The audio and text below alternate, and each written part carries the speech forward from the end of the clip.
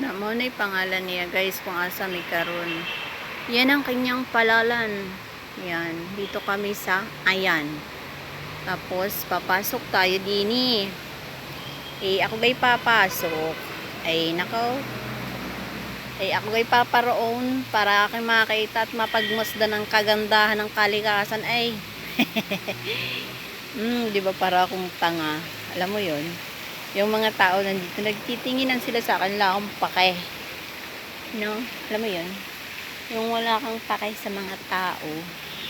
Basta kayo nag-video ako sa lugar na ito.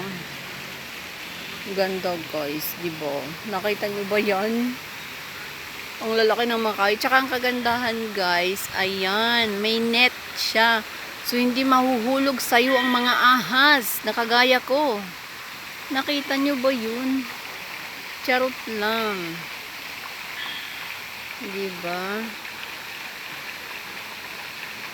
Hindi ka mahulugan, hindi mahuhulog yung mga dahon na nahuhulog kasi may net. O di ba panalo? Grabe sila mag-isip. Grabe. Ganito mag-isip ang mga Turkish. Panalo sila. Dapat may ganyan.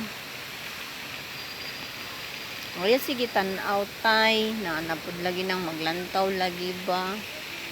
Mailang raba ko.